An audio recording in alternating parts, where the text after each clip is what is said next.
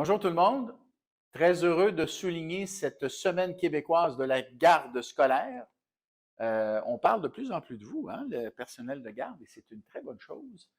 Mes enfants sont allés au service de garde, alors je sais tout le bien que vous pouvez apporter à des enfants. J'ai déjà raconté l'histoire de Mathis. Je ne sais pas si vous m'avez entendu parler de l'histoire de Mathis. Mathis, c'est notre troisième. On l'a adopté de Corée, Mathis. À un moment donné, c'était difficile avec Mathis. On était un petit peu à bout. Martine, ma conjointe, mon épouse et la mère de nos trois enfants étaient complètement tannés. Parce que c'était vraiment difficile avec Mathis au niveau des devoirs et tout ça. C'était vraiment une épreuve. À un moment donné, elle a dit, il faut le changer d'école. C'est assez, j'en ai marre. Alors moi, je dis, non, Martine, c'est pas sûr que c'est une bonne idée. Un enfant qui a besoin de sécurité, tout ça. Elle dit, non, c'est fini, on change d'école, j'en peux plus. Bon, je dis, écoute, avant de prendre cette décision-là, moi, je vais aller à l'école. Alors, j'arrive à l'école, je parle au directeur, je parle à l'enseignante, et là, à un moment donné, il y a une des éducatrices qui connaissait Mathis depuis quelques années, parce que Mathis fréquentait le service de garde. Et là, elle me tape sur l'épaule et elle me dit, Monsieur Drainville, faites pas ça. Je dis, pourquoi vous dites ça? Regardez, là, moi, là, Mathis, là, ça fait plusieurs années que je suis avec, là. Je l'ai vu aller, Mathis, là. Il fait des progrès, Mathis. Peut-être que vous ne les voyez pas, là, mais faites pas ça. Si vous le changez d'école, on va reculer. Mathis va reculer. Mauvaise décision.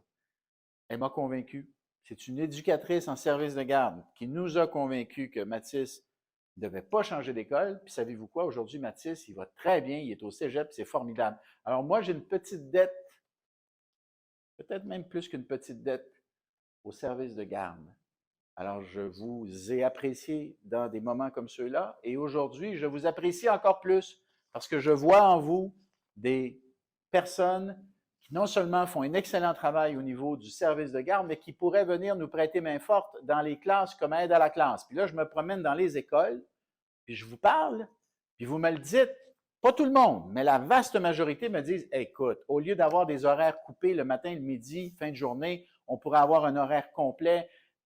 On serait valorisé d'aller prêter main forte dans les salles de classe, prêter main forte aux enseignantes. On les connaît, les enfants. On a déjà un lien avec eux, avec elles. Là, il y a un projet pilote dans 100 écoles. On vient d'avoir les résultats. C'est incroyable. Les éducatrices sont super heureuses du projet pilote. Ça va super bien. Les enseignantes sont tellement contentes de vous avoir avec elles comme deuxième adulte dans la classe parce que vous faites une différence pour des petites tâches là, qui sont tellement importantes parce que quand vous êtes là et que vous pouvez vous en occuper, ça libère l'enseignante pour enseigner. Ça peut être accompagner un enfant qui a besoin de sortir de la classe, ça peut être un enfant qui a besoin de s'habiller ou de, bon, il revient de la cour, il revient de la récré, vous êtes là pour l'aider, ça libère l'enseignante encore une fois. Les petits conflits, des fois, vous intervenez, c'est ce que dit le projet pilote, vous intervenez dans les petits conflits, vous allez pouvoir superviser des moments en classe, ce qui libère à nouveau l'enseignante pour faire autre chose.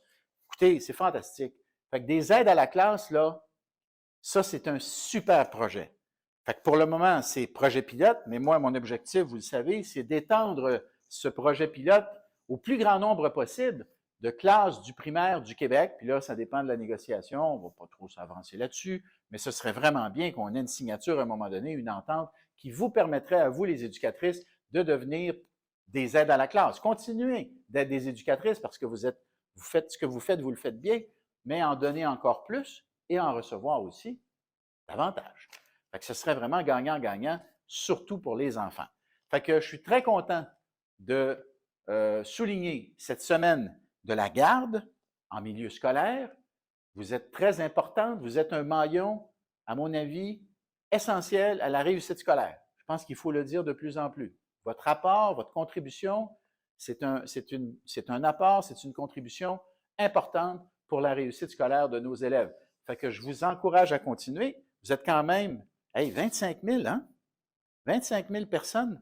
Bravo à l'Association québécoise des services de garde, d'ailleurs, qui a initié cette semaine en 2008 et qui se poursuit comme ça chaque année. Alors, c'est très bien ainsi. On continue, on ne lâche pas. Merci d'être là, chère éducatrice. Puis il y a quelques éducateurs également en service de garde. À la prochaine.